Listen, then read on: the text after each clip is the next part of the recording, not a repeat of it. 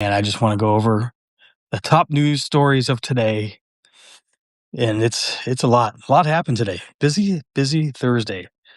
So Trump left from Davos and went on a Truth Social posting tirade, airing grievances, posting mistruths as usual. He had over 50 posts since he left. It's one of his better ones during the day. He usually likes to do these late at night, but he might be getting things confused now with his dementia, his days and nights. That might be getting mixed up. I don't know. Um, that's the only way I can explain some of the stuff that he has been posting. It's pretty remarkable to watch a president live in this false reality in real time. So Trump has sued J.P. Morgan Chase today. He's upset about them dropping him as a client and his companies after he incited the January 6th insurrection. I just find the timing of this funny, as Jack Smith was testifying on Capitol Hill about his cases against Trump, one of which is about the January 6th insurrection, in which Jack Smith says he is confident they would have gotten a conviction. They had, overwhelming evidence to convict the president of those crimes, of election interference crimes, and of the classified documents crimes. So we don't even know if he's still taking documents now to this day to Mar-a-Lago. Are there documents, classified documents in Mar-a-Lago as we speak, in his bathroom, in his private residence? We don't know. He did it before. What would stop him from doing it again? Could be. The government funding for another year passed.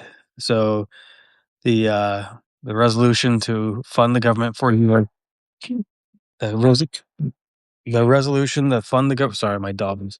Hey, the resolution to fund the government for a year has passed, and we'll see. Let's see, the dog's going. Let's see what else is. Um, we've got the sorry. Yeah, so we have the Jack Smith testimony, and he was asked if he thought Trump would try and indict him and prosecute him, and he said probably. He probably will. He's prepared for it. So, it's something that will just go the way all the other phony cases have gone, like with James Comey and Letitia James. It'll be something that would ultimately be thrown out. Um, so yeah, the Congress funded the government. There were, I believe, 7 Democrats that voted with Republicans to fund this bill and not try and defund ICE at all. They passed the full allocation of funding to Department of Homeland Security, to ICE. And so, yeah, those operations are going to continue in full force, as Trump likes to say. So that will continue on. Then we have the ICE controversy in Minnesota, where there were 4 children in a school district detained by ICE, one of which was 5-year-old Liam Ramos. And he was detained with his father, and they're currently being held at a ICE detention facility in Texas. So we'll see what happens there. His father was not a criminal. The child certainly wasn't a criminal, and the footage, the photos of him have gone viral. They're iconic, of him and his cute hat and Spider-Man backpack.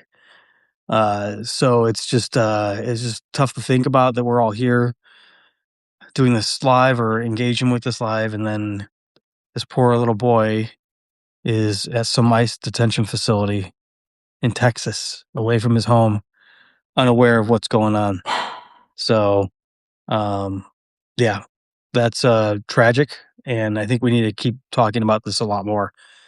We can't forget about him and the other children and all the people that have been so negatively impacted by these ICE immigration enforcement actions. So think about the children being impacted. I'm sure he has no idea exactly what's going on, and I'm sure his world has been turned upside down. I don't know anything about the mother or anything like that at this point, but I'm sure that'll all start coming out here very soon. Uh, so yeah, they moved him quick. Um, that was just yesterday. Now they're already in Texas. And conditions we know are not good in these detention facilities. So other issues there. That's a whole nother thing to get into, and that needs to be investigated. Congressmen are being restricted from access to tour the ICE detention centers. So we got a lot of problems going on here. Trump said again he has this framework of a deal for Greenland and the Arctic to we don't know, take control. He says it's not going to be a purchase, but it's a indefinite forever deal of some sort. It'll bolster defense. He thinks it'll be great for NATO and the allies, but we have no idea what it is. And Mark Rutte has no idea what he's talking about either. He says they've never discussed this in their meeting. They just talked about having further discussions to bolster security, but didn't talk about any of the sovereignty issues that Trump started talking about taking Greenland and all that. They had no discussions about that whatsoever. So he doesn't know what this framework of a deal is. He's totally clueless. So did Trump just make this up? Did he just come up with it to create his own off ramp to this crisis that was looming? I mean, we had entities in Denmark, insurance companies, retirement funds starting to dump their U.S. treasuries, and that was going to snowball and continue. So hopefully there's a halt to that now and cooler heads prevail here and we see things stabilize here soon. But yeah, no one knows what this framework is. And, he says this about all sorts of things and that it'll be out soon. And then it just never happens. So we're still waiting for those $2,000 tariff checks. Don't hold your breath.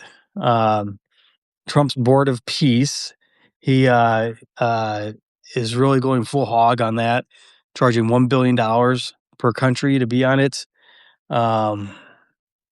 Jared Kushner unveiled their plans for rebuilding Gaza today. He had a map of designs and everything, and it's just hard for me to think they're going to be able to try and do this, and that place will be stable enough. None of that has been worked out exactly, and I don't see how this all works out in the long run. But he said they're already starting to begin debris removal. I mean, there's still bodies buried under the rubble everywhere. You got hundreds of thousands of children that were unalive there. Uh, it's a mess, and it's a tragedy, and we gotta. I don't know how they're removing things already and starting this uh, without any input from the people of Gaza. I mean, this is just totally insane. But they're moving forward. They're pushing ahead on it, full steam ahead. Um, so on this board of peace, Trump has denied Prime Minister Mark Carney from Canada from being on it. Apparently, because he feels Mark Carney upstaged him at the World Economic Forum. Guys, this guy is so petty. It's truly unbelievable. We have this historic winter storm about to hit half of the United States. So if you were in the path of this storm, if you haven't gotten prepared already, it might be too late at this point because it's going to start hitting here soon, if not already. So there's you know possibilities of power outages. Uh, road safety obviously is a serious issue with the amount of ice that's expected. So just be sure if you're in the areas impacted to check your local weather stations and heed the warnings they have. Just exercise an abundance of caution. Be safe on the roads.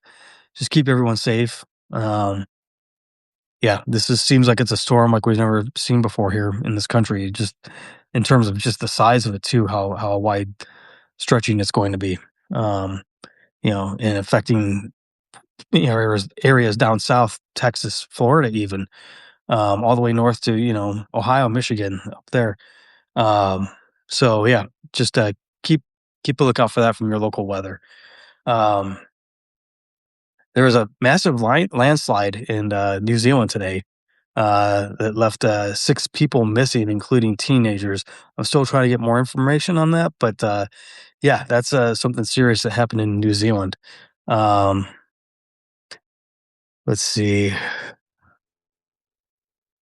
We have the Oscars nominated more Oscar nominations to any single film in history to Sinners. Sinners got the most. Um, so yeah, that's huge, huge Oscar news. And that was a film that broke the model of Hollywood. It was done a lot differently, not on a super huge budget, and was really successful. So yeah, kudos to the team that worked on that. Um, and then the final news, really, of the day was the TikTok deal is finalized, and we've learned a lot from it, and this is why independent media is more important now than ever, and especially apps like Substack, like this one, and any of them that are embracing true free speech, because I think that things are going to get suppressed more on TikTok. Just looking at the list of investors and ownership groups, it's pretty much everyone on there has a tie to Trump. It's a lot of his donors, a lot of Trump aligned people basically running TikTok now, even though ByteDance, the parent company that's in China, still has a large ownership stake. They are leasing the algorithm. The algorithm is being retrained for the US, which means they're training it to see for, the recommendation algorithm to send certain things to certain people based on whatever these Trump backed people want you to see. That's what that means. So we'll see what happens with it all. Apparently, like the e-commerce side, marketing, advertising, all that is going to remain with Dance. So that's going to remain unchanged. Largely, the app is going to be unchanged. It doesn't sound like we're going to have to download a new app.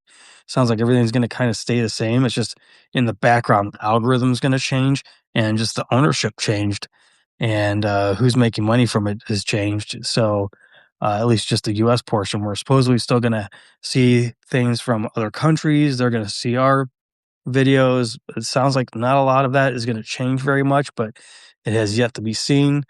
We know there's been a lot of glitches lately. I've talked to friends that have had their videos pulled down that have been up for a year or so. They're getting community guidelines violations all of a sudden on videos that have been fined for months. So it's lots of weird stuff happening right now. So maybe this is just part of the transition. But yeah, major changes going on there. But overall, I don't think it's as bad as a lot of people thought it was going to be. It's not as bad as I thought it was going to be.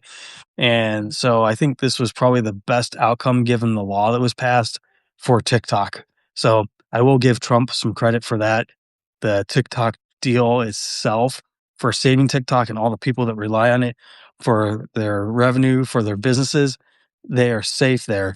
But we'll see what the recommendation algorithm starts doing here in the coming weeks and months, because that is going to be what determines everything. If that starts going really wacky, I mean, might be time for everyone to just start really moving on to somewhere else. But I'll be on here a lot more on Substack. I'll still be on TikTok. I'll still be on the other ones. I'll stay on TikTok as long as I think it's working and people are seeing things and it makes a difference. So if I start getting like heavily suppressed, restricted, then yeah, it'll be time to exit. But I love that app. Started out on it here with all of this. I hope it sticks around and they don't do too much damage to it. So that's where we were at with that. And that is most of the major news of the day. Um, Thinking about some of Trump's posts today, there was just a lot there to unpack. There really was. He floated running for a 4th term, but I'm not sure if he realizes he's still just in his 2nd term. He still has to try and get that 3rd term he's been floating. He's just kind of skipped that now and going for the fourth term. So kind of comical. That's pretty much it. But if you're watching, thanks for tuning in. And I'm going to wrap this up and I'll see you guys back here for the 411. Make sure to follow, subscribe, like the video, share it, and I'll see you here soon.